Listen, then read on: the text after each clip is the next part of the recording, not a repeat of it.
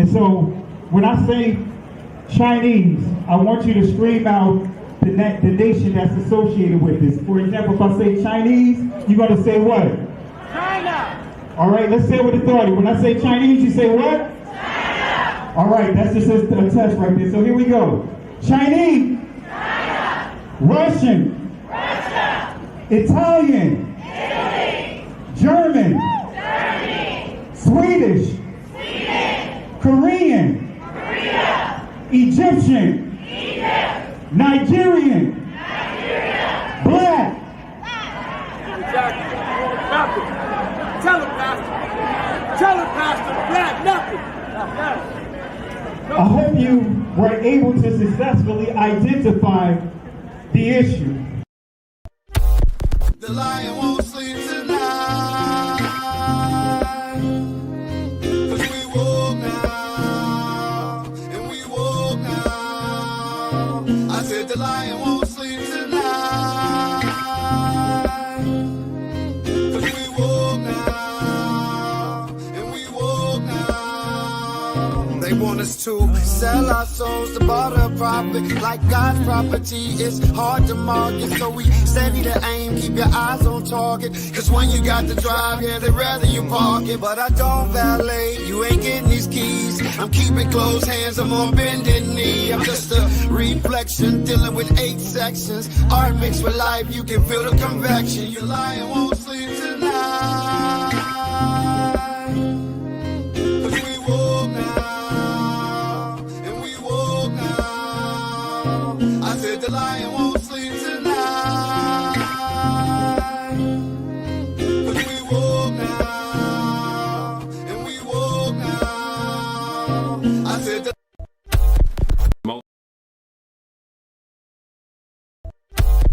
Most Egyptologists and anthropologists, archaeologists of the Eurocentric persuasion will say that Egypt is in Africa. They had to concede that, but then they still draw the line by saying that they weren't Africans like that. In other words, they weren't dark-skinned people. And of course, this is all part of the Great Deception. And the reality is that if they give up Egypt, ancient Kemet, if they give that up and say that that was a part of black Africa, then they will also have to give up Israel. And that's why they draw the line at Egypt, because if they give up Egypt, they've got to give up Israel. Now, we're going to go over here, and I'm going to show you where Israel sits on the African tectonic plate, which means that Israel is northeast Africa. Now, when we look at this map, this is the Sinai, okay? This is the Red Sea. This is Egypt. This is the Sinai. This is Israel. All right, this is Saudi Arabia over here. Now, if you see this in Hebrew, it says Haluach Africani, the African plate. Here it is right here. Israel is sitting right here. Israel is sitting on the Haluach Africani, which means that Israel is northeast Africa. Without question, we are in northeast Africa. We are landlocked to Egypt, with the exception of the Suez Canal, which was a man-made ditch, a boundary now between, in fact, it's I'm so glad you're here because you can bring great clarity. Can you tell us a little bit about the Sephardic Jews and how they were scattered because they went west? I sure can. Because the reason why I want to is because a lot of them, and a lot of people don't know this, are in the Caribbean. They are. In the islands. And you're one of them. I know that. I'm one of them. I know that. Because, you know, a lot of folk don't know that those roots are there. One of the first batches of slaves that came to Jamaica, they were the Sephardic Jews. It's documented. And they're all over the Caribbean, all over the Caribbean, South America, Central America, and even the South Central United States. Wow. And DNA testing is a factor in all this now. All right, this is Saudi Arabia over here. Now, if you see this in Hebrew, it says Haluach Africani, the African plate. Here it is right here. Israel is sitting right here. Israel is sitting on the Haluach Africani, which means that Israel is northeast Africa. Without question, we are in Northeast Africa. We are landlocked to Egypt, with the exception of the Suez Canal, which was a man-made ditch, a boundary now between, in fact, it's not even really a boundary anymore since Egypt has reclaimed the Sinai Peninsula. But nevertheless, even those of us who are Pan-Africanists in our thinking and Afrocentric, we forget and we leave off that portion of Northeast Africa and don't want to claim anything beyond that. Europeans classified this area as a Middle East, you know, and then since this the Middle East, the other question, where the Middle West, where the Middle North, and where the Middle South? They don't have no geographical terms like that. Black people can't be anti-Semitic. We are Jew. You understand what I'm saying? We are Jew. So cool out. Until you do your facts, until you really do the facts with the fake indoctrination that y'all put into the schools and all that, you know what I'm saying? We're not following y'all rules. You know what you are? You're an ancient Israelite. Ancient Israel, that's who we are. That's who we are. So if you give me time, if you give me time, all that he said. No, we don't have. So many years. I know. Look at this. This is pages and pages of notes, and I promise we'll give more teaching. But here is my challenge to you. All right. I'm hearing some of your traditions. It's like the days of the Bible. Yes.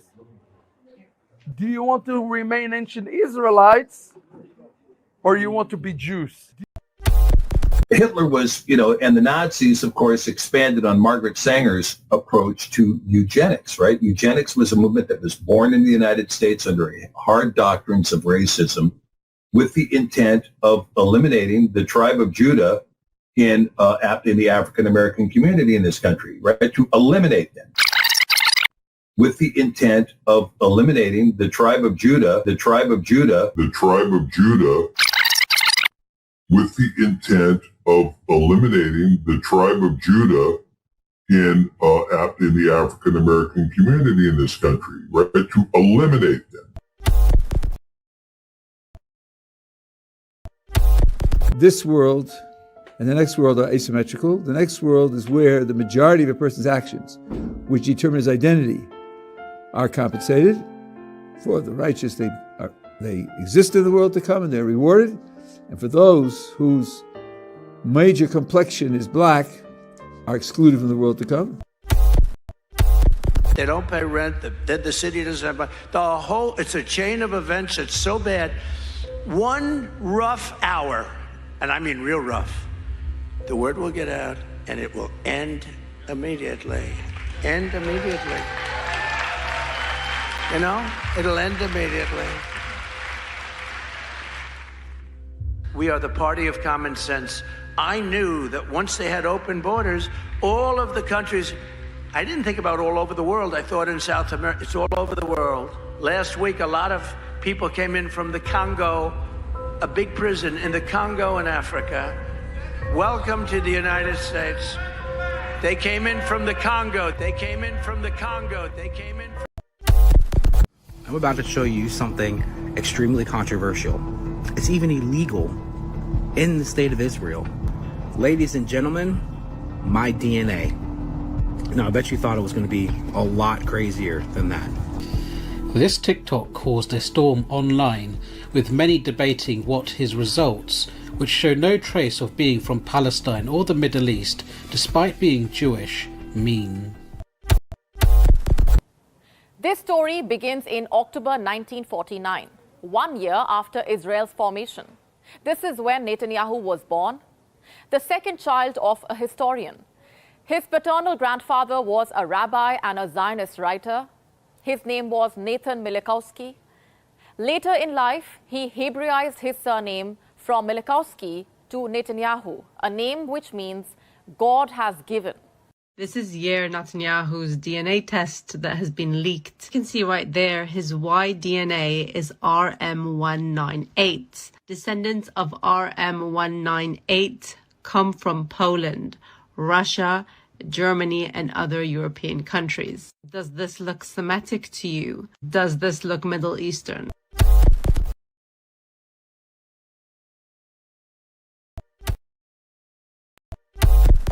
That's what the Zionists did, except instead of a baseball team, they went to try to convince the Jews that the Jewish people are a nation, like France and like Spain. We'll get a land, that's Israel, that's our stadium. We'll get baseball bats and balls, we'll create a language. They sat down to create a language because nations need languages. They sat down to create a language because nations need languages. They sat down to create a language. They sat down to create a language. They sat down to create a language. Genesis chapter 11 verse 10 explains the genealogy of Shem. Shem was a black man in Africa. If you repeat this fact, they can't laugh at you. If you repeat this fact, they can't laugh at you. If you repeat this fact, they can't laugh at you. Want to say Shalom Lak, Mash Pakha. Want to say peace and blessings to everyone that is tuning in. Hope and pray that you guys had a blessed weekend. And I know some of you guys probably caught the live that I did last night. So I wanted to double back on the lesson that I taught. I wanted to put more structure to it. I organized this presentation, put it, to really disseminate the information better. So I went on and kind of shifted some of the information around in the presentation and added more so that way you guys can use this as a point of reference. And what I will do is after I finish this live, I will go ahead and I will index it so that way I will add chapters so that way you'll be able to go to key points within this presentation. I know this is a unscheduled live, so I don't expect to have a full maximum participation or anything like that. I know that many of you guys will catch this on the replay. And I want to say this, if you are subscribed to the channel or believe that you are subscribed to the channel, double check to ensure that you are still subscribed, because YouTube has been removing subscribers. They have removed over 25,000 subscribers since I've had this channel. So on paper, when you go to, or should I say, in the current number, it says that we're just under 85,000 subscribers, and we've been sitting at that number for 4 months, literally at 84,800 and like between 70 to 920. We've been sitting at that number for 4 months. So YouTube has deleted over 24,000 subscribers. So we would be easily over 100,000 subscribers, easy. And, we already know that they are suppressing the channel. So double check. I've had people tell me that even with the lesson I did last night and other videos, that YouTube is not allowing them to, right? They don't even have a subscribe button. It's like disabled. So they can't even subscribe, and also the like button, and even trying to download the video. They've been having, many of you guys have been experiencing issues like that, even making comments in the comments not posting. And I go in to check the filters just to make sure that there's no comments held up there, outside of spamming. And so I want to encourage you guys, double check to make sure that you are still subscribed. If not, subscribe to the channel. Make sure that the notifications is clicked. And I want to encourage you guys, share the video, post your comments, not just in the comment section, or should I say in the chat, but also post a comment inside the comment section. That'll help get the word out of what we're teaching here. There's not much we can do on our end in terms of the shadow banning and all the other illegal stuff that YouTube is doing, because they can't take the channel down by saying that it's anti-Semitic per se. So they have other filters that they have to suppress channels like ours, to make sure that the information is not getting out there. So again, I want to just reiterate, if you think that you are subscribed to the channel, double check to make sure that you are still subscribed to the channel. Periodically, make sure that your notifications are enabled. And also, again, family, go to the comment section and type a comment there at the exiting this video, at the conclusion of this video, and hit that like button. if you're able to hit that like button, because it does help out with the what they call impressions. All right. But nevertheless, let's go ahead and take the focus off of YouTube and just put the focus on the information that I want to share with you guys. This lesson is titled "The Yemenites Look Like This." The Yemenites look like this. All right. Let me say it one more time. The Yemenites look like this. And before I go, I'll continue. And I just want to encourage everyone, watch the video, listen to the information. Because many times what I see is people will come into the chat or they'll post into the comment section information or comments or questions that's answered inside this video. And surprisingly, I had someone even go as far as telling me that I need to go visit the Middle East, trying to justify the term olive in terms of green complexion, right? Based upon how the sunlight hits the skin. Go figure. But I want to make it clear, I've been to the Middle East. I've been to Egypt. I've been to Saudi Arabia. I've been to Bahrain. So I'm not new to this. I've been over there. All right. So anyway, I just want to put that out there. So let's go ahead and get into it, family. Don't want to hold you guys too long. And if I sound a little robotic, my apologies, but I just want to make sure I get all the information in so that way you guys can really focus on the information and I can give you as much information as I can in this time, this block of time. My goal is to try to keep it going for another hour to an hour and a half at the max. Okay. So let's go ahead and, be clear here. Let's go ahead and go over this lesson again. And again, interact with one another, but don't be a distraction. Let's stay on topic. If anyone posts anything that's crazy, you guys know what we do. Just type in "listen with intelligence." All right. Moderators, you guys know exactly what to do. All right. You guys know exactly what to do and how to handle the chats. Let's go ahead and get it in. All right. The Yemenites look like this. Let me say that again. The Yemenites, right? Actually, this is a more of a accurate depiction of how they would have looked. Many of them would have had locks, or hair like, hair woolly like ours. Because guess what? We're the same people. But anyway, let's go ahead and get into it. All right. I want to start off with this disclaimer. Terms like Mediterranean, terms like Middle Eastern, terms like Sephardic Jews, terms like Arabic looking, olive complexion are not rooted in scripture or ancient tribal identity. They are inventions of a later era, in other words, a modern era, crafted through colonial, religious, and racial agendas. When we embrace these labels, we unintentionally validate, for example, the existence of white Jews. Because if you say you are a black Jew, or if you try to justify the term black Jew, then again, you are unintentionally validating the existence of white Jews, reinforcing the very system that replaced the original people. Let me say this again, just so that way we all on the same page. Terms like Mediterranean, Middle Eastern, olive complexion, black Jews,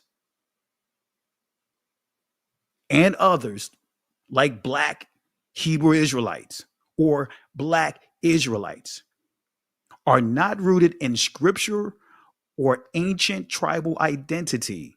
They are inventions of a later era. In other words, a modern era, crafted through colonial, religious, and racial agendas. When we embrace these labels, such as black Jews, black Hebrew Israelites, Mediterranean, Middle Eastern, we embrace these labels, right? We unintentionally validate the existence of white Jews, reinforcing the very system that replaced the original people. So what is the true complexion, the skin complexion of the Messiah? What is the true complexion of the ancient Israelites? What is the true complexion of the Egyptians? Not going to get into all of that, but I do want to just put that question out there, and I'm going to set the tone with a couple of articles. You guys are going to know and be familiar with this, but here we go. Live Science, why do we imagine aliens as little green men? July 12th, 2016. In science fiction, use of the phrase little green men dates back to 1940s, with the Encyclopedia of Science Fiction tracing the first usage to the story Mayaya's Little Green Men, in other words, Weird Tales, 1946, by Harold Lawler. So why are they called little green men? Throughout movie history, aliens have been referred to as little green men. Let's go back to this article, Live Science. Why do we imagine aliens as little green men? Let's go back to this article. Little green men also appeared on television, with the Great Gazoo character debuting on the cartoon The Flintstones in 1965. The term surfaced in the scripts of science fiction programs like Star Trek, in the 1969 episode Tomorrow is Yesterday, and in the 1988 Doctor Who episode Remembrance of the Daleks. And fans of the Toy Story films are likely very familiar with the Little Green Men, alien toys, which were rescued from a vending machine in the first movie. A couple of facts about these popular green Martians. You guys recognize these images here. We have the android, we have the Toy Story, and this is the Great Gazoo from the Flintstones. So is this why many would rather worship a Martian Christ and not a Negro Messiah? Let me break it down on why I asked this question. This is coming from CBS News. Things you may not know about Jesus, April 14th, 2017. Jesus probably had olive skin. Jesus is often depicted with ivory skin, but like most Jewish people of his time, he probably had darker skin. A theologian explained in a column for The Atlantic in 2013. So what did Jesus look like? This is coming from an article from a group called Different Spirit. What did Jesus look like? People have a funny idea of what Jesus looked like. Jesus of Nazareth was not white-skinned. Jesus was not European. Jesus was a Jew. Jesus lived in the land of Israel in the Middle East. The Bible tells us that Jesus walked wherever he went, so we can easily imagine that his olive skin would have been darkened by the sun. Let's go to another article, right? This is coming from Christian Crier. Was Jesus black? What race was Jesus Christ? Look at what they say here. There is absolutely no evidence that the Jews had black skin. Not that it would matter, but we must restrict our findings based upon what the Bible says and not speculation or conjecture. Now, this right here is a contradiction. It is a contradiction. It's flawed because one minute they say that there's no evidence that the Jews per se, that's a whole nother discussion on that word, had black skin.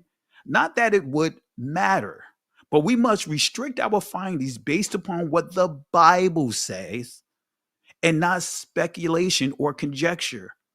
So you guys know when you see this, right? Two things. You know that in the book of Revelation, just starting there, Revelation chapter 1, verse 15, Revelation chapter 2, verse 18, you know that it gives the description of the Messiah. Skin complexion, texture of hair, even tell you that when you do your deeper discovery, that he had locks, that the Messiah had locks. But they want you to embrace this right here. It just doesn't matter. It just doesn't matter. It just doesn't matter. It just doesn't matter. It just doesn't matter. It just doesn't matter. It just doesn't matter. It just doesn't matter. It just doesn't matter. It just doesn't matter. It just doesn't matter. It just doesn't matter. That's right, family. I encourage you to do your deeper discovery on the word threeks, the Greek word threeks, that is in Revelation chapter 1, verse 15 or verse 14, dealing with Hamashiach's hair. And when you do your deeper discovery on that word, you will see that it means locks. Anyway, so, and of course, it wasn't the two curls on the Shirley Temple curls on both sides of the face. Anyway, let me leave that alone. All right. So there is absolutely no evidence that the Jews had black skin. Not that it would matter, but we must restrict our findings based upon what the Bible says and not speculation or conjecture. There are no reliable extra biblical sources or even secular historical sources that say that Jesus was black. Hebrews likely had olive-colored skin, not black or white, as some pictures falsely showed Christ to be. Okay. So again, they say that Hebrews likely had olive-colored skin, not black or white, as some pictures falsely show Christ to be. But let's break this down. Did Christ have olive skin? Did their Christ, because I'm going to phrase it like that, did their Christ, according to Scripture, have olive skin? Because they're teaching a completely different Christ. And they cannot say it doesn't matter because it's in the text.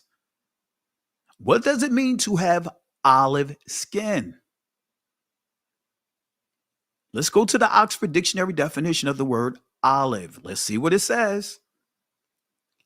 A small oval fruit with a hard pit and bitter flesh, green when unripe and brownish black when ripe.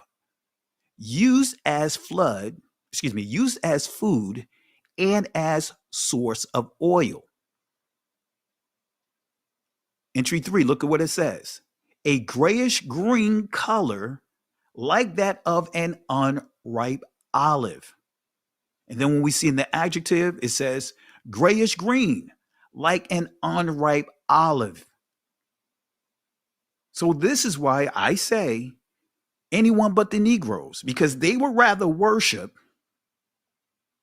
a Martian, a green Christ versus a Negro Messiah. Because an unripe olive, as you see here, grayish green, doesn't matter how the sun shine upon it, like someone tried to post in the original video, all out in left field.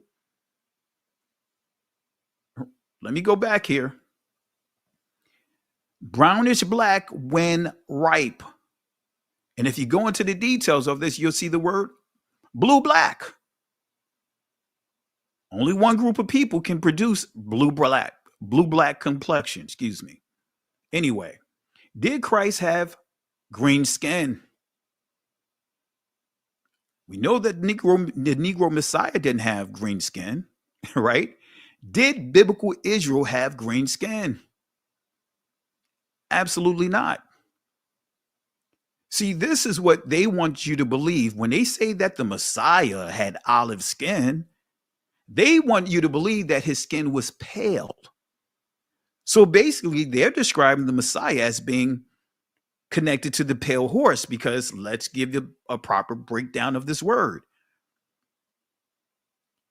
Revelation chapter 7, verse 7 and 8, it reads, "And when he had opened the fourth seal, I heard the voice of the fourth beast say, 'Come and see.'" Verse 8, "And I looked, and behold, a pale chloros," right? That's the Greek word that you'll find in chloros, horse. Sawas yam, I'm just saying it from the ancient Hebraic pronunciation. "And his name that sat on him was Death, Mawaf." And we see Thanatos. Sounds like Thanos, right? "And hell, Sha'awal," in other words, Hades, "followed with him. And power was given unto them over the fourth part of the earth, to kill with sword, and with hunger, and with death, and with the beast of the earth." Now, guess what, family? Truth be told, they're Christ, because all the deaths that they have inflicted, let's just start with our people through the transatlantic world war, which is they had dumbed it down by calling it a slave trade. They operated in the spirit of Thanatos or Thanos. They operated in the spirit of a pale horse. Their image of Christ, which is a reflection of them, is what they used to manipulate and seduce our people. And while I do this, while I'm here, let me upload this video, because I want to upload this clip so that way you can see the full manipulation of what they've done to our people. But I'm going to continue with the lesson, but let me go ahead and get this video uploaded, at least get it started. And I know some of you guys saw this in one of my videos, but let me just go ahead and upload this so that way you guys can understand the deception. All right, let me go ahead and put this here, get this started. So let me read it one more time. And I looked, and behold, a pale horse, and his name that sat on him was Death. In other words, Thanatos. And hell, Sha'awal, Hades, followed with him. And power was given unto them over the fourth part of the earth, to kill with the sword, or to kill with sword, and with hunger, and with death, and with the beasts of the earth.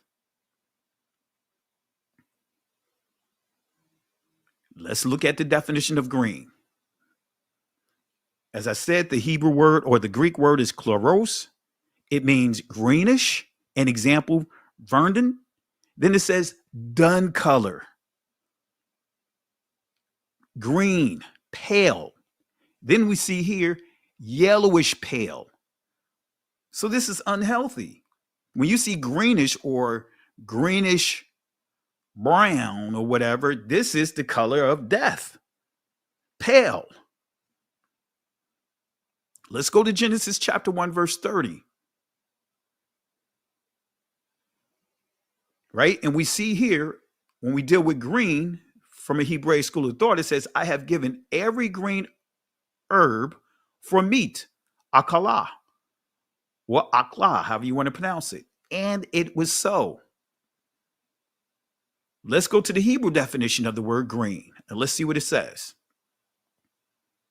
It says, the ancient Hebrew yarak, in the Israeli yerek, it means the yellowish green of young and sickly vegetation.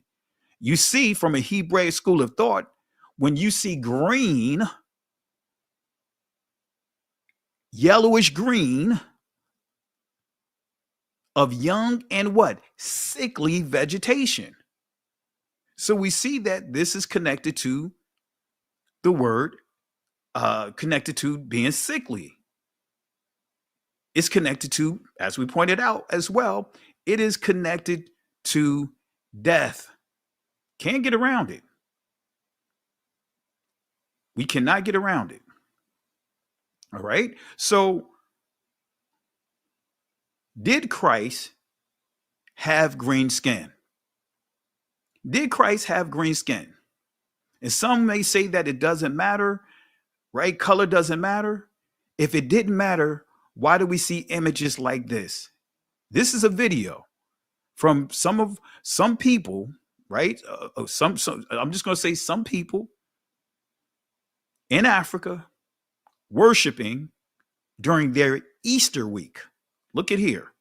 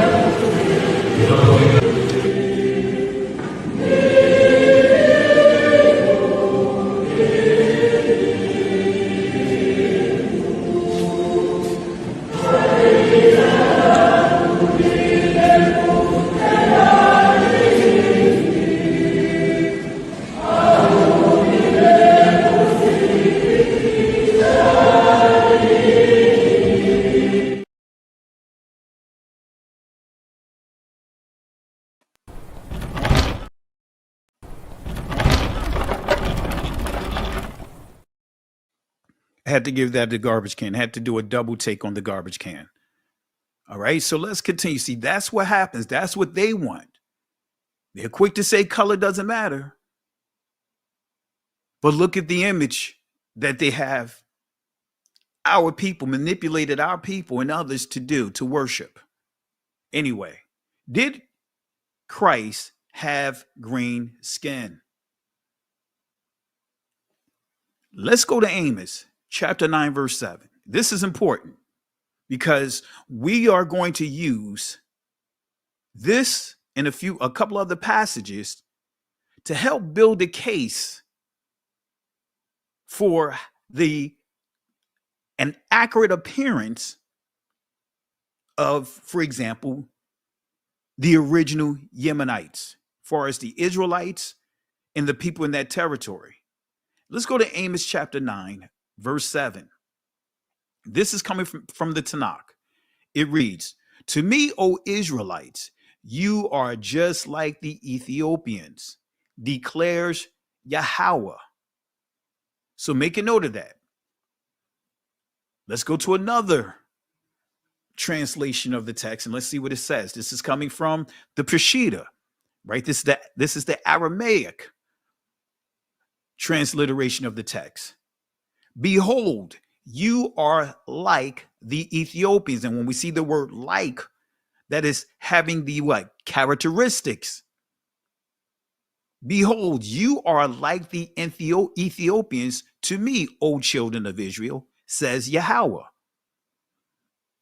So let's look at the definition of the word Cush or Cushi. Or, let's deal with this word real quick.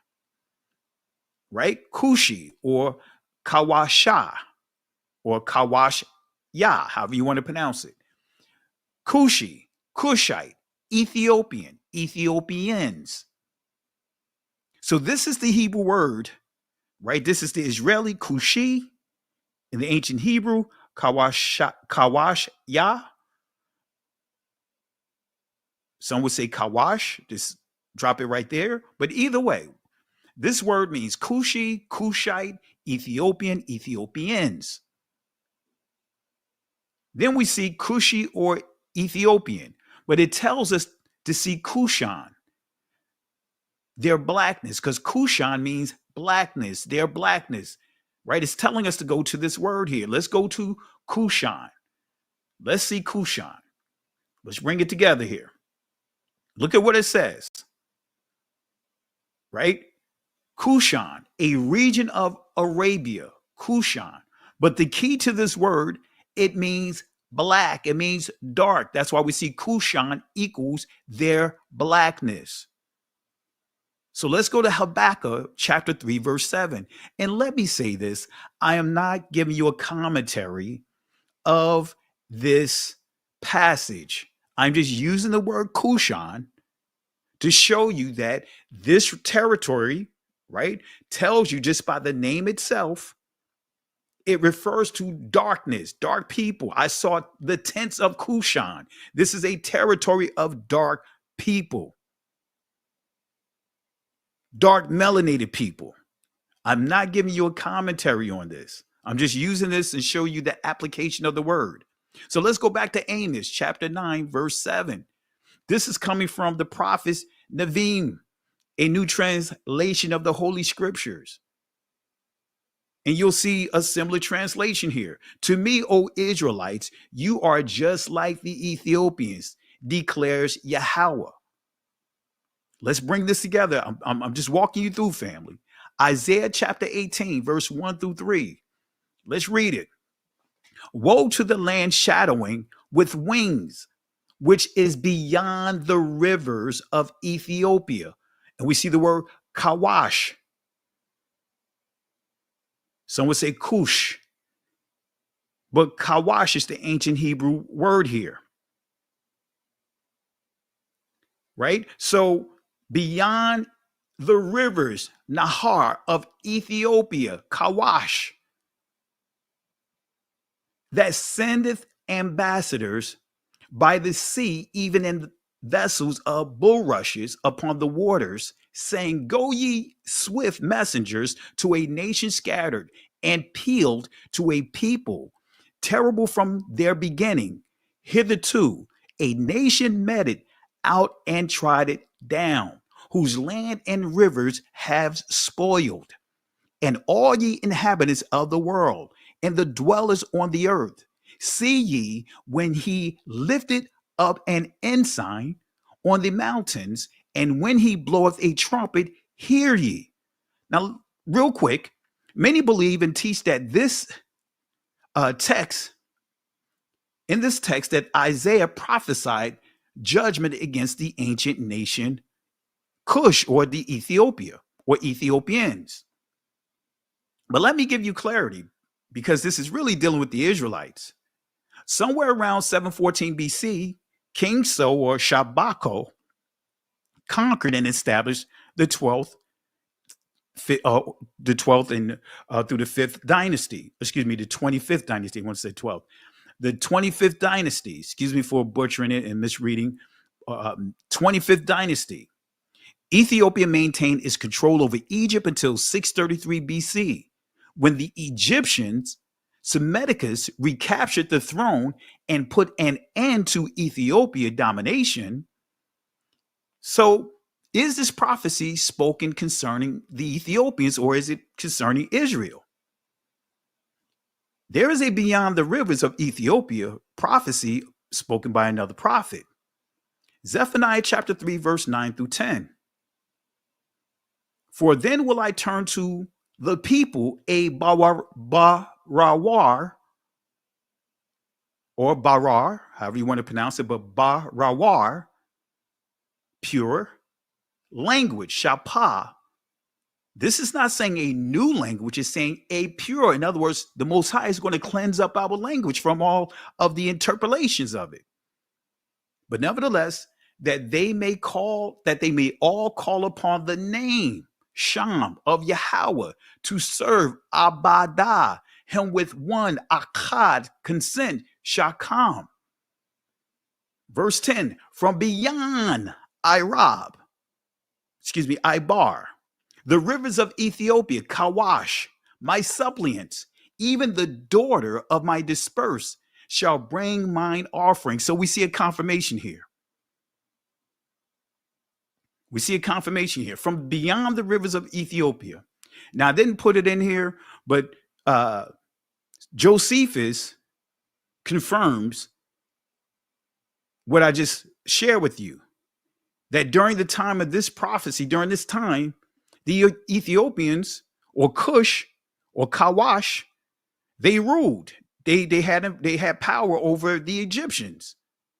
So I want to make sure you understand that. So this is a map coming from Princeton University, online maps of ancient Africa. And I'll try to post this inside the comment section. But you see here, beyond the rivers, beyond the waters. What waters? We see this is the Ethiopic Ocean. Where are we? Are we not beyond the waters here? Anyway, let's continue. Let's continue. What did the Yemenite Israelites look like? Let me ask that question again. What did the Yemenite Israelites look like? Now you have an image here.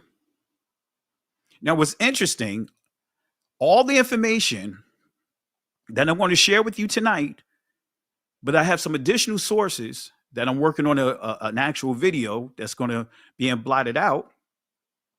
I took all of that information, accurate sources, and I asked AI to generate an image based upon that. And guess what? This is the image that came out of that. This is the generated image of the information I'm going to share with you. So what did the Yemenite Israelites look like? Can an Ethiopian change his skin?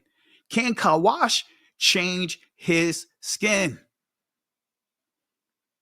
This is coming from Jeremiah chapter 13, verse 23. Can the Ethiopian Kawash change his skin, or the leopard his spots? Oh, we're going to go in on this, family. See, there's a reason I'm sharing you these biblical references of Kawash, Ethiopia, right? Did they look Middle Eastern? Did the ancient Ethiopians look Middle Eastern? Did the Yemenites and the ancient people of Yemen, did they look Middle Eastern? Did they look Mediterranean? Did they look olive? Did they look Arabic? Were they described by Arabs as having an olive complexion? Let me say that again. Were they described by Arabs as having an olive complexion? Absolutely not. So to bring validity to what I'm about to reveal to you, let me first establish how the Arabs viewed and treated the Negro during the infant phase of Islam, during the beginning phases of Islam. Let me show you what they thought about our people. This is a quote coming from Sahih International, right? Actually, this is coming from the Quran, a Quran passage. This is their version of it. But look at what the Quran says about black. On the day, some faces will turn white, some faces will turn black. As for those whose faces turn black, to them it will be said, did you disbelieve after your belief? Then taste the punishment for what you used or for what you used to reject. So we see black is used as a form of punishment, making it, according to this, there's, speaking bad about black. Black is used as a form of punishment again. Kind of have this this overtone from this rabbi here, Gottlieb sort of have this kind of tone to it. This world and the next world are asymmetrical. The next world is where the majority of a person's actions, which determine his identity, are compensated. For the righteous, they exist in the world to come and they're rewarded. And for those whose major complexion is black, are excluded from the world to come. All right. And I want to say this because, you always have some within the community, a handful that want to try to justify what they heard. I listened to the entire video and no, I'm not going to post the entire video on my channel. I have more of the video of what he said, and he's clear about what he said. He's clear about what he said, right? So I am not going to post the whole video. Stop trying to make excuses. Stop allowing that hack to take hold of you to try to defend this behavior here. Because in a nutshell, this is how you guys sound to me. Those that try to defend our oppressors. I was like, a hawk. Girl, right. Oh, no. Exactly. Right? And the bird did what? Ooh, I said, bird, get back. Fly up, fly away. Yeah. Be gone, bye. Up in the sky, nice try, bye. That's how you guys sound. Stop defending the oppressors. Stop defending the oppressors. But nevertheless, let me read this Quran passage one more time. On the day some faces will turn white and some faces will turn black. As for those whose faces turn black, to them it will be said, did you disbelieve after your belief? Then taste the punishment for what you used to reject. But we're not going to stop here, family. Let's break this down. So I went to corpusquran.com, which actually parsed the text. So I wanted to make sure I got a proper understanding of the definition of black according to the Quran in this text. And as you see here, it says wada swadu, and it really doesn't give you a full understanding. It's kind of vague. It says, and would become black. Wata swadu, it means, or it's here for this portion of the passage, and would become black. So the Arabic lexicon did not provide a clear definition of black or blackened. So let me give you clarity. So the Arabic verb taswadu is derived from the root swadu or swada, which is associated with blackness or darkness. So in the context of the Surah Al-Imran, chapter 3, passage 106, so it's telling us that this is in the third person. When we say taswadu, is in the third person, feminine singular form, meaning it becomes black or it darkens, referring to faces. All right. So in Arabic morphology, verbs can convey various nuances based on their root and form. So the root swada, as we talked about, that I just read to you, leads to several related terms. What are those related terms? Swada or sawade or sawad means blackness. It means darkness. Then we see aswad, adjective, meaning black. This is masculine form.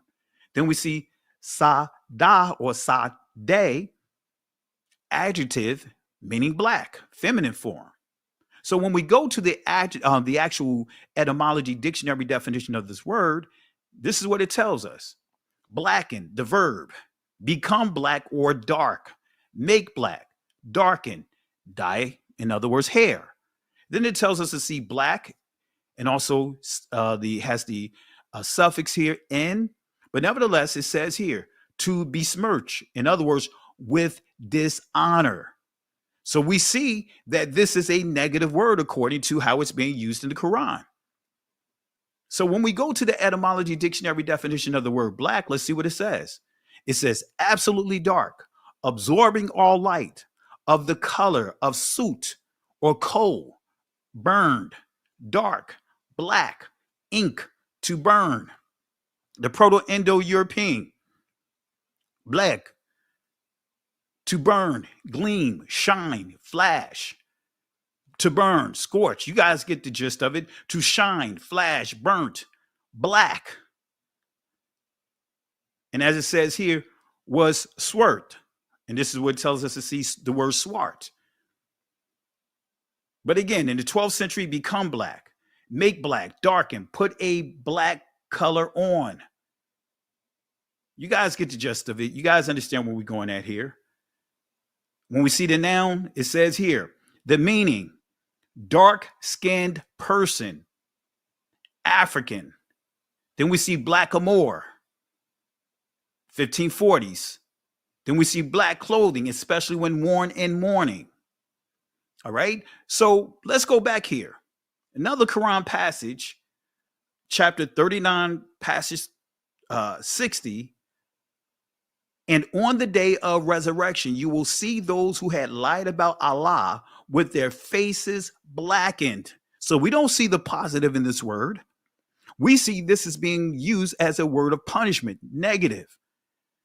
Is there not in hell a residence for the arrogant? So again, disrespectful trolls promoting Islam made disrespectful comments. Yeah, when I did this lesson a while back, there was some disrespectful trolls promoting Islam made disrespectful comments that I removed for posting a discussion about discrimination, right? Negroes was and currently still subjected to. They were going in. They were really negative. So I removed them. So don't do it here because I will remove him. But they made posts and actual videos about me stating that I don't know what the word black or darken mean according to the Quran and Muhammad's last message. And I'm proving to you, family, they have no clue, right? They have no clue.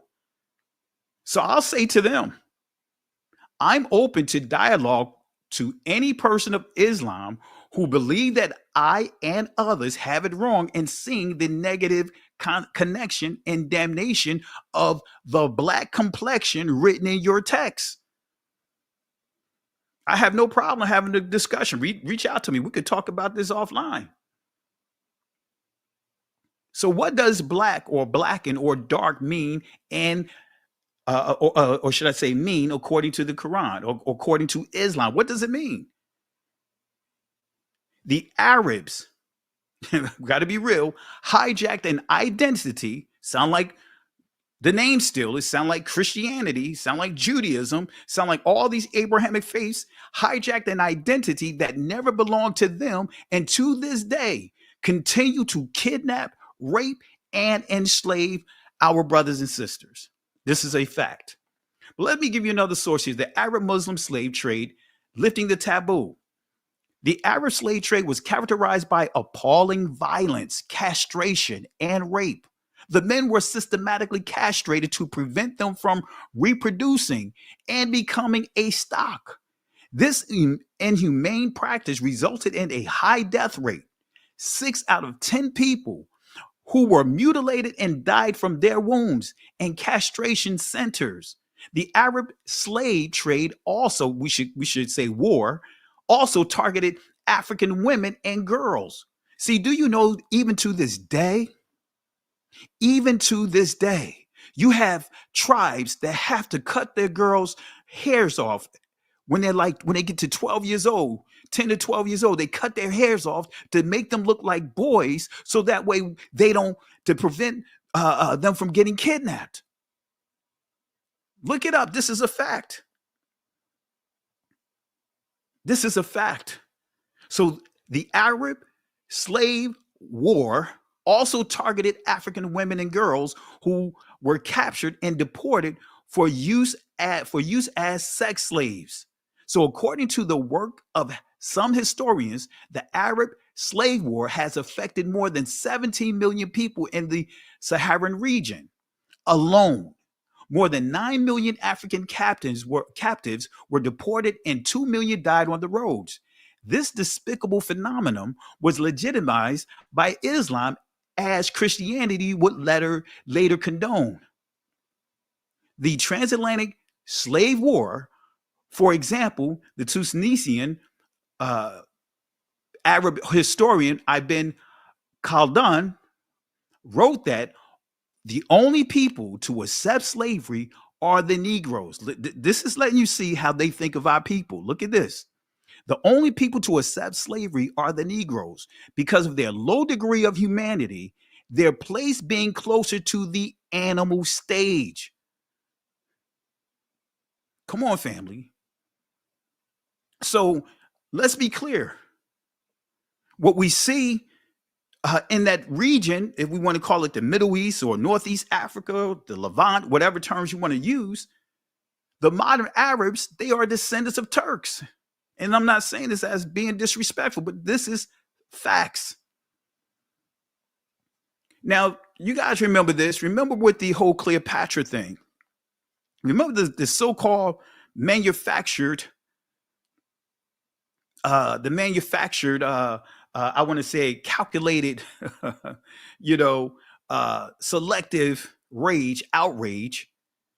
Remember this right here. This is where this guy right here came out of the woodworks, right? Disrespected Kevin Hart, the whole nine. This guy right here. Now, the problem for me, it's not about color. It's not about white and black. This is a very reductive way to talk about things. This is the way that Americans talk about it. I'm very sorry. Like, I come from Egypt. Egypt has a very diverse color palette. People can look like me or they can look deeper skin tone like Anwar Sadat, who comes from a Nubian origin. It's not about black and white. It's about the continuous culture appropriation and falsification of history that has been done by what the so-called Afrocentrist movement. The Afrocentric movement started the last century as a way, in a good intention, to teach African American about their rich history of West Africa, the great empire of Benin, of Ghana, of Songhali, the great empire of Mali. But the thing is, that's why you find people like Kevin Hart, who subscribes to these theories, who claim that his ancestors built the pyramids. That's why you find people like Kevin Hart. That's why you find people like Kevin Hart, who subscribes to these theories, who claim that his ancestors built the pyramids, who claim that his ancestors built the pyramids, who claim that his ancestors built the pyramids. I'm sorry, your ancestors had their own wonderful civilization in West Africa. They are culture appropriating my culture. The Arab is not an Egyptian. I come from Egypt. Egypt has a very diverse color palette. People can look like me or they can look deeper skin tone like Anwar Sadat, who comes from a Nubian origin. The Arab is not an Egyptian. The people who built the pyramids were not Arabs. The people who built the pyramids were not Arabs. The people who built the pyramids were not Arabs. I'm sorry, your ancestors had their own wonderful civilization in West Africa. They are culture appropriating my culture. The people who built the pyramids were not Arabs. I know, man, because I am responsible for returning to the bloody Arabs the splinters of the Sphinx's nose and chin, and the Arabs do not want to remake it because it looks Negro. But the CT scan has one more surprise for Alejandro. Shammai's ethnicity. Well, they have just told me that Shammai had Nubian features, which means that their ruling family was probably Nubian, and that was unexpected. Examining Shammai's anatomy closely, the thickness of his bones and the shape of his nasal cavity, the anthropologists think he was a black African, likely from neighboring Nubia. A huge revelation that challenges the prevailing image of the Egyptian ruling class. We always thought the ancient Egyptian elites were Mediterranean type, and in this sense, Shammai is representing the society of the frontier, in which different ethnic groups were mixed. At the end, it doesn't matter the color of your skin. Shammai was Egyptian. where am I actually from? I mean, I know I'm American, but where my DNA is from? And so I said, well, let me take my DNA test. It was a 23andMe DNA test. And I took the test, and I was shocked when I saw the results. It came back, and it showed that I was actually a direct descendant of the Pharaoh Ramses III. And I knew nothing of the pharaohs.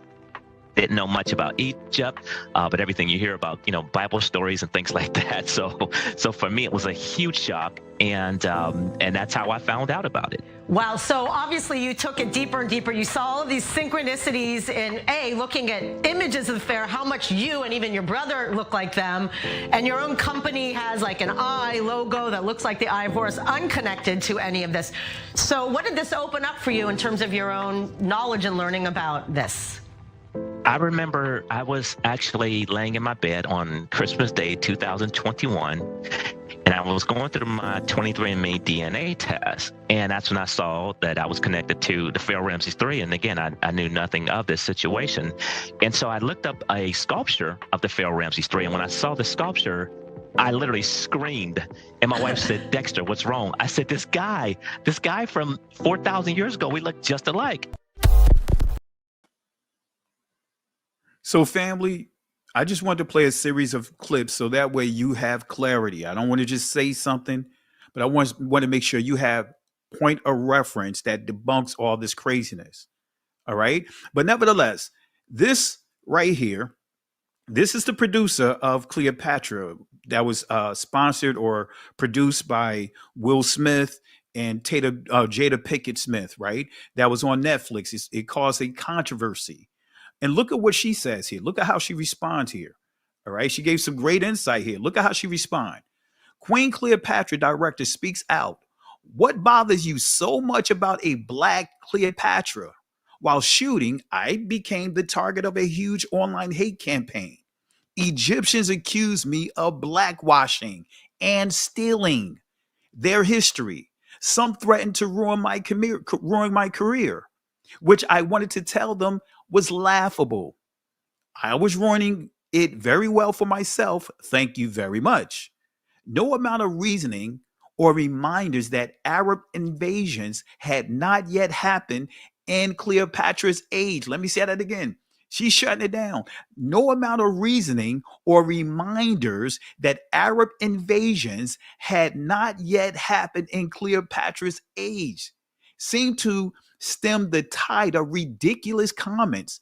Amir in his bedroom in Cairo wrote to me to earnestly appeal that Cleopatra was Greek. Oh Lord, why would that be a good thing to you, Amir? You're Egyptian. So was Cleopatra black? We don't know for sure, but we can be certain she wasn't white like Elizabeth Taylor. We need to have a conversation with ourselves about our colorism and the internalized white supremacy that Hollywood has indoctrinated us with. So she shut it down. But let's deal with this real quick, the Arab invasion. So we're dealing with 639 AD, well after Cleopatra. So during the reign of Umar, the second caliph of the Arabs, Arab armies under the leadership of Amir bin al-As invaded and conquered Egypt in 639 AD. So let's go to the outlines of ancient Egyptian history. Page 28, look at what it says. How often do we see Eastern monarchies and even European states a difference of origin between the ruling class to which the royal family belongs and the mass of the people? We need not to leave Western Asia and Egypt. We find there Turks ruling over nations to the race of which they do not belong. So this making it clear, even starting with Egypt, that the people that you see there are not the originals. Although they have adopted their religion in the same way as the Turks of Baghdad, who are Finns, now reigns over Semites. Turanian kings may have led into Egypt and governed a population of mixed origin where the Semitic element was prevalent. All right. So it goes on to say the invasion which the country had to suffer The repeated conflicts of which it was the theater, there is nothing extraordinary that the population coming out of this land should have presented a variety of races. So that source is making it clear that they hijacked something that didn't belong to them. So let's go to another source, Journal of Cambrian Archaeological Association, right? 1873, page 73. Look at what it says. Mr. Baldwin draws a marked distinction between the modern Mohammedan Semitic population of Arabia and their great Kushite, Hamite, or Ethiopian predecessors. The former, he says, are comparatively modern in Arabia. They have appropriated the reputation of the old race. This is basically saying that they hijacked an identity that didn't belong to them. So nevertheless, the Ottomans, in other words, Turks, invaded Africa in 1534 and remained a ruling power in Africa for 4 centuries and established 5 separate administrations in Algeria, Tunisia, Libya, Egypt, Eritrea. So again, want to make sure we paint a picture, family, and I'm going to get to the point about the Yemenites. We're getting here, but I want to paint a picture here. So this is Tina Garavi, right? Variety, April 21st, 2023. This is a quote. While shooting, I became the target of a huge online hate campaign. Egyptians accused me of blackwashing. And this is going back to the producer of Cleopatra. While shooting, I became the target of a huge online hate campaign. Egyptians accused me of blackwashing and stealing their history. Some threatened to ruin my career. All right, LA Times, you guys remember this. I'm not going to go to the details of this, but LA Times archives arguing the race of the most fascinating figure in history. And this is dealing with Cleopatra. Until the rise of the doctrine of white supremacy, Cleopatra VII was generally pictured as colored. Shakespeare and Antony and Cleopatra calls her tawny. In his day, mulattoes were called tawny Moors. In Act 1, Scene 5, Cleopatra calls herself black. All right, so this is going to the actual play. I'm just fast forwarding here. Actually, let me see here. This is a key quote here. I'll skip over this real quick. It says, Cleopatra, in the 16th century, Cleopatra was regarded as a Negro woman. 16th century, this is important. Make a note of this. Plutarch describes her as a brown-skinned girl with crinkly hair and voluptuous figure. See, most anthropologists accept that the population was extensive, I thought it was leading, extensive contacts interbreed. But nevertheless, and they do not deny that some historians have claimed for their own races the achievements of prominent figures of other races. The Greeks performed such a transformation of Aesop, the black Ethiopian slave, and his fables. Also, you see, Josephus made the same reference of how the Greeks were hijacking people identities. Basically, almost read identical here. All right. So here's another source. Antique Gems of Rings, 1872. Look at what it says about Cleopatra. The same age was a little later extremely fruitful in head of Negroes and also Negresses. So Negresses is referring to female Negroes. Basically, that's what Negresses is. The latter often in the character of Cleopatra, holding to her breast the apse. So we see that she is being referred to as a Negro. And it goes on to say, intended to commemorate the renowned black concubine of Clement VII. Okay, this is coming out of the play here. I just want to get to the footnotes. This is Cleopatra referring to herself as being tawny. But let's go here to the footnotes. It gives the definition of tawny. It says dark countenance. Cleopatra was a Greek, but she is usually represented as darker skinned. Okay, this is the Webster's definition, 1866, Webster's Complete Dictionary of the English Language. Look at what it says about tawny. All right, it says this. It says of a dull yellowish brown color. Right, You know where that come from, but guess what? We're gonna go even further with this because that's getting into that olive stuff. But this is the key right here. Or person who are sunburnt as a 20 more or Spaniard. This is the key definition here. Because when you start getting into dull, yellowish, brown, and all that stuff, that is getting into that olive stuff. But when we get into this portion here, look at what it says. Persons who are sunburnt. And it tells you as a 20 more, sunburnt. Spaniards, sunburnt. So all your images that you have of the so-called Sephardic Jews, throw it out. Look at what it says about the Spaniards. Look at what it says about the Moors. It's saying that they are, at this time, they were being described as being sunburnt. Especially when we go to pre-17th century. Look at this here. Again, person who are sunburnt as a 20 more, Spaniards. So the 1886 Webster definition of 20 confirms that Spaniards were historically grouped with Moors as dark-skinned people, not white Europeans. Let me say that again. The 1886 Webster's definition of 20 confirms that Spaniards were historically grouped with Moors as dark-skinned people, not white Europeans. Saying the original. Not what we see of today. But let me give you proof here. This undercuts modern narratives and support the truth. The original Iberians, including many Israelites, were Negro in appearance, and their memory has been erased and overwritten by replacement identities.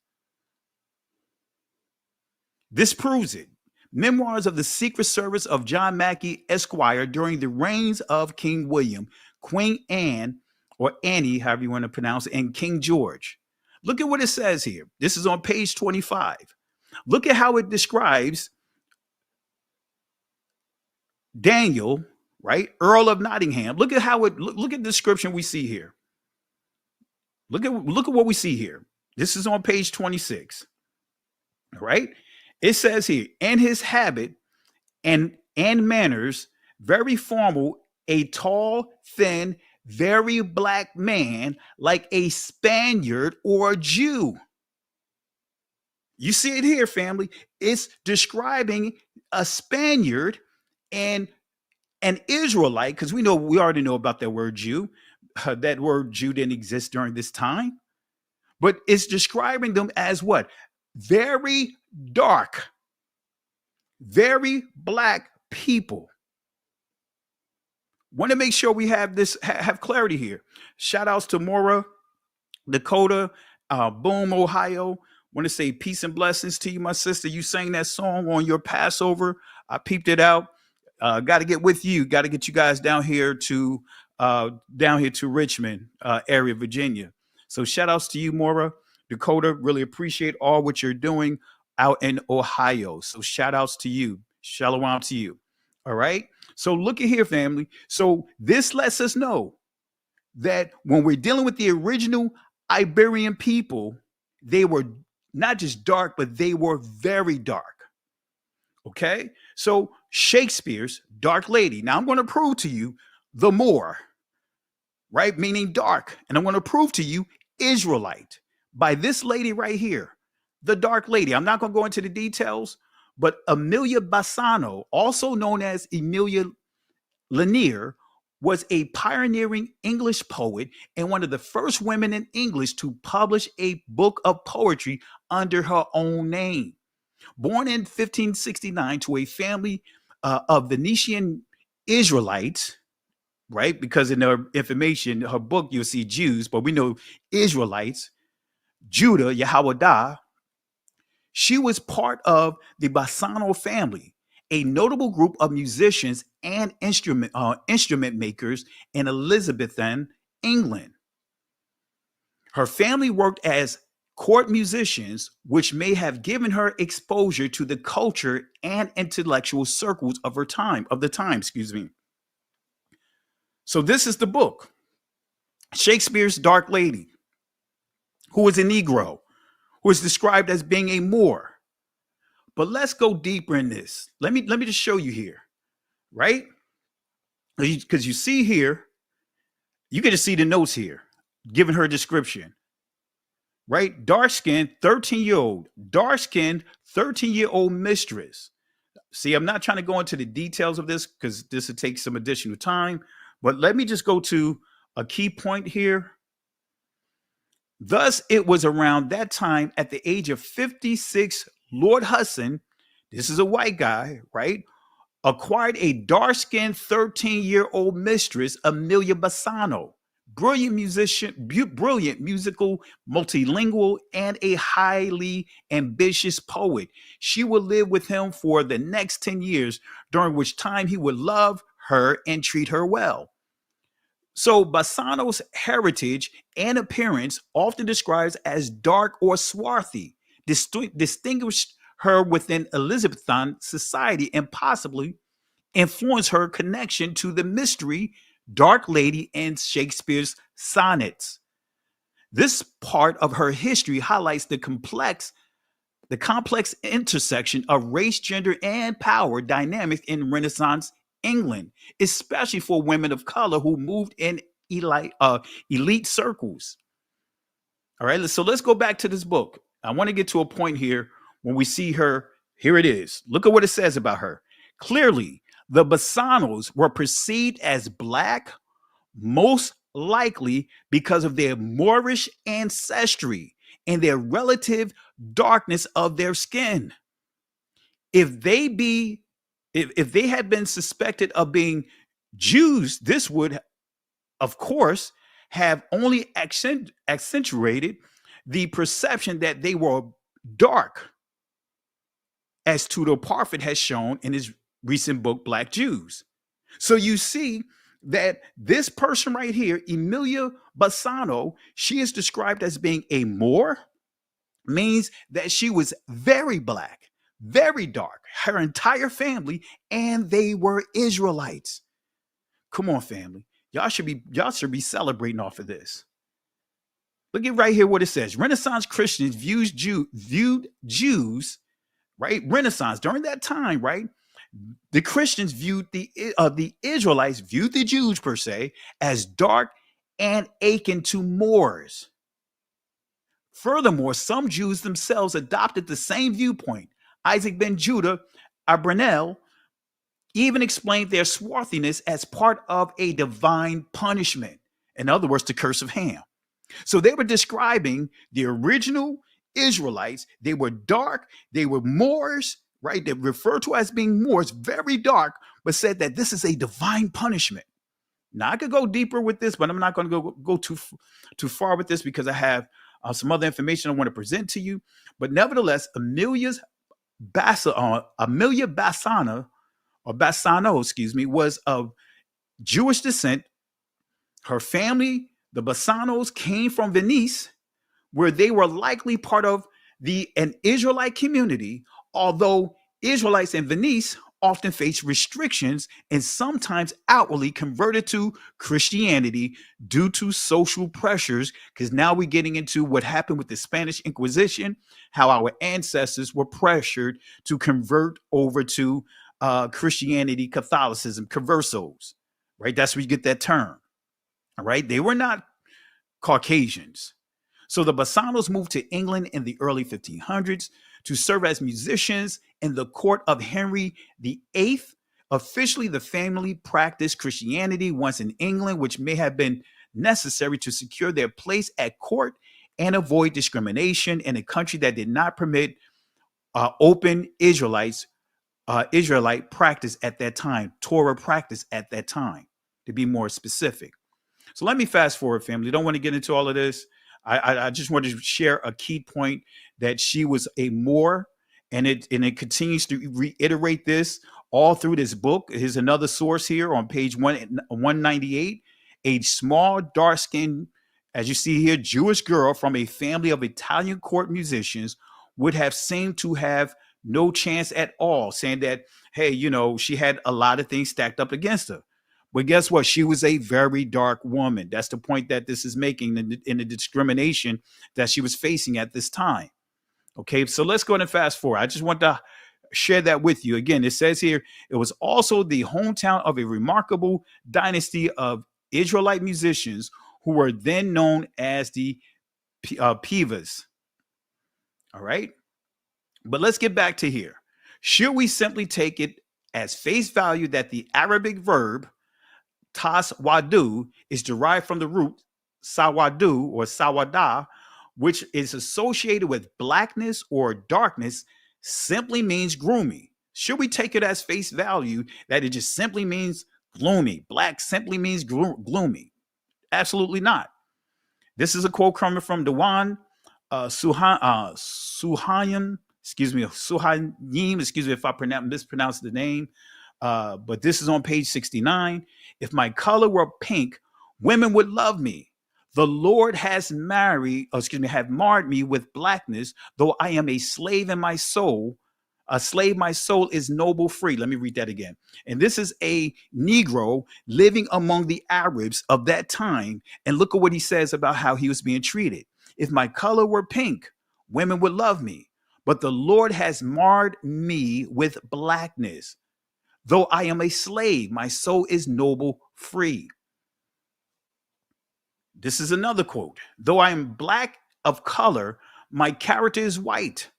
I am covered with a black garment, but under it there is a lustrous garment with white skirts.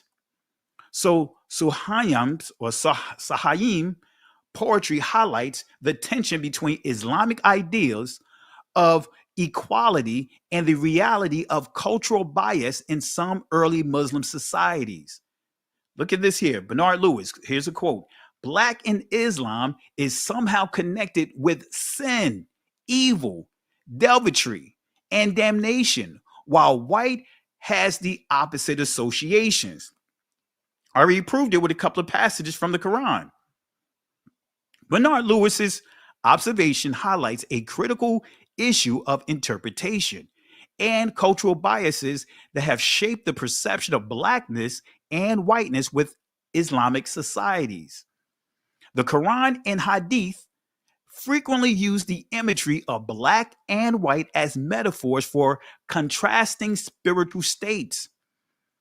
Look at this here. Black, in other words, sawad, often symbolizes disgrace, punishment, or ignorance.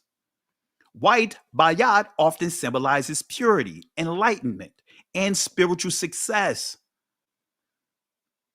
This is a quote from Bernard Lewis, that's in the source titled "The Crows of the Arabs."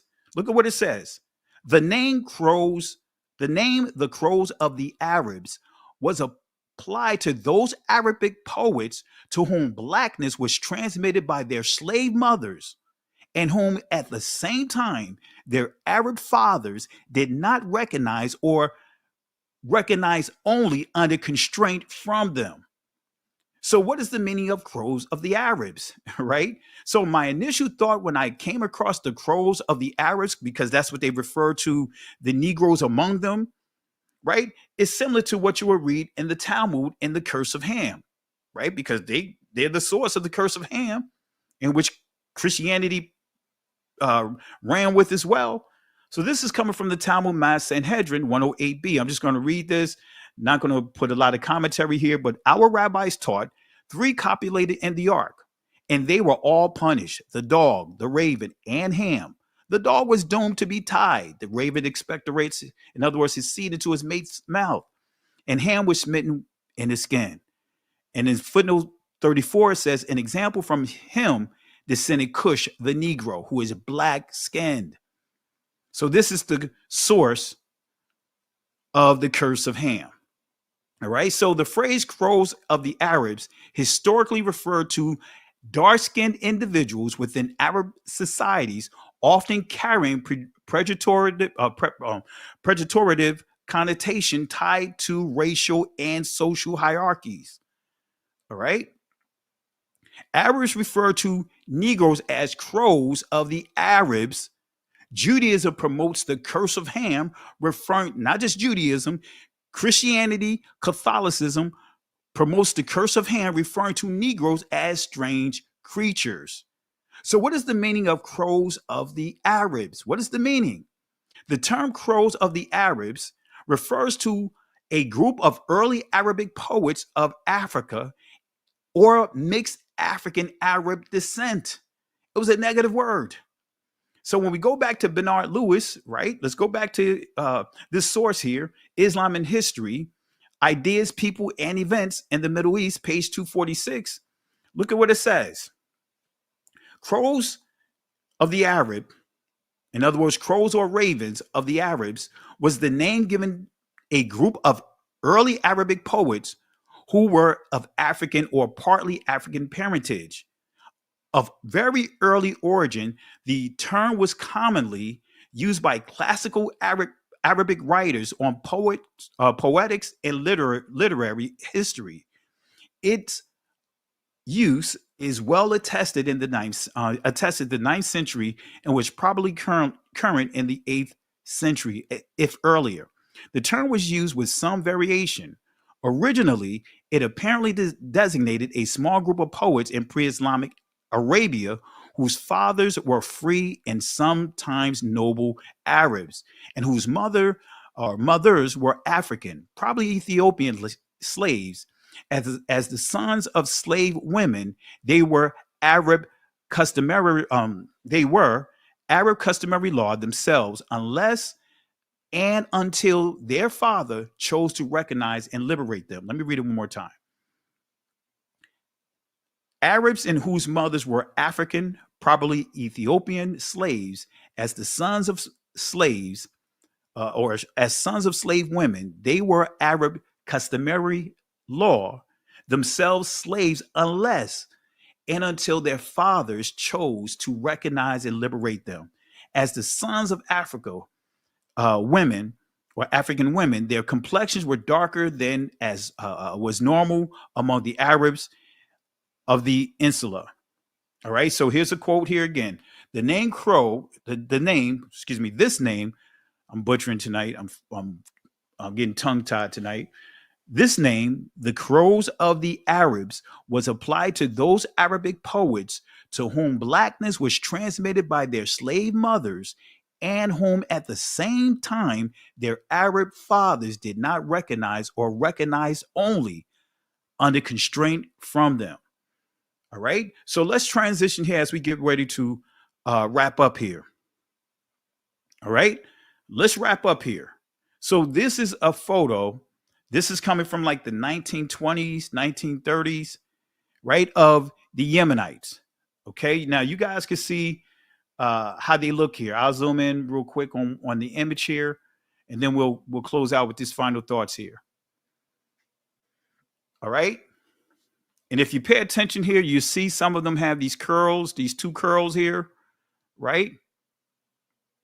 This is where the name stealers get it from. They got it from this group of people right here, right? But again, I'm going to show you a depiction of them back in the 9th century. But I just want to highlight this here. This, if you Google right now, this is what's going to come up. The Arab slave market or slave trade in Yemen, 1237 CE, gives a visual of the Arabs selling Yemenites as slaves. Let me say that again. The Arab slave market in Yemen, 1237 CE, gives a visual of the Arabs selling Yemenites as slaves. Let me show you here. All right.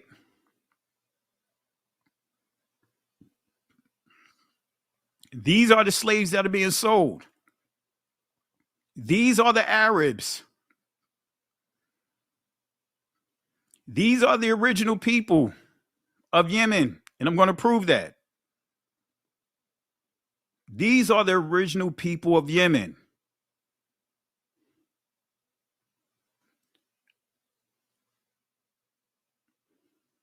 Illustration of a slave market in Yemen. We see here 13th century, right? So actually I said the 9th century, but this is the 13th century because we're dealing with 1237 CE. But nevertheless, you see the depiction.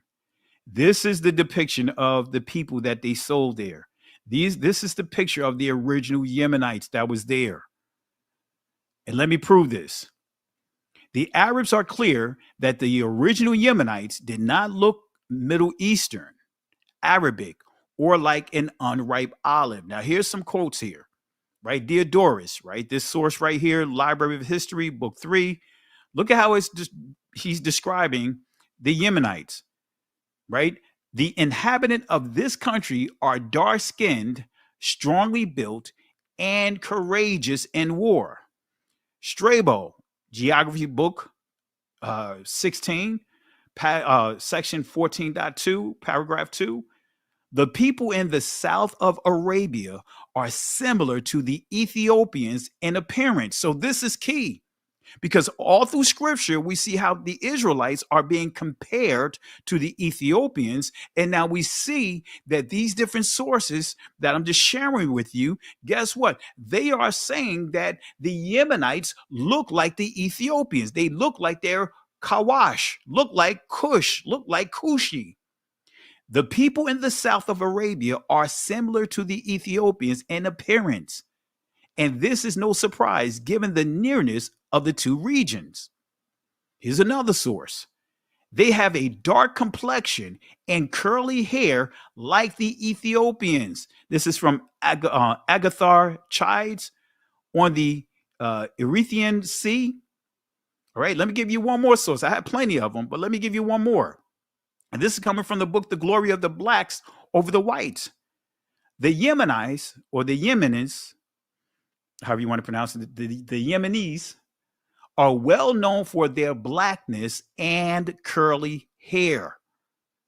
So the Arabs, they're not describing these guys as being Arabic looking or Middle Eastern looking or Mediterranean looking. They're describing their appearance as being similar to the Ethiopians. They're describing that their hair is curly, their skin is dark, like the Ethiopians.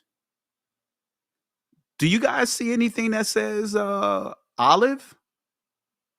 You don't see anything referring to green or yellowish green or greenish brown. And we're going to stop right there, family. We're going to stop right there. We made it in good time. That's why I wanted to do this lesson over again, just so that way I could put a better structure to it.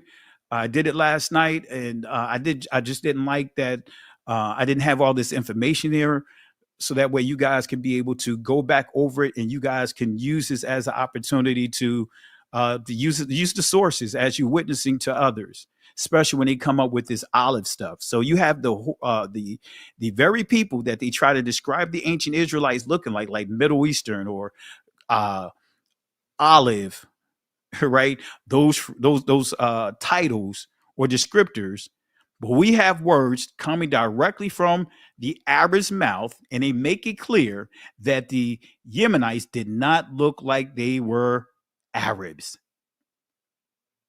And we're going to stop right here. So family, I appreciate you guys for tuning in. Let me see here. Let me look at some of the comments in the comment section as we wrap up. Really appreciate it. Shout out to my Sister Carol. Really appreciate you. Thank you for the love and support. Hallelujah. And I'll give you a holler shortly after we wrap up here. Let's see here. I know who I belong to. It is exciting to see the Most High move. And family, this is the image right here that AI created based off of all the sources that I just copied into it. This is the image that it came up with.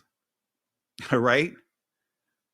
Cannot deny it. My buddy Jay Highstyle in the building. Let me give a shout out to you. Shout outs to my buddy Jay Highstyle in the building. We got to catch up, man. I know it's been a while that we talked, but we have to get caught up, man. We haven't talked in a minute. I want to give shout outs to the elder in the building. Shalom to you, elder. Really appreciate the love and support.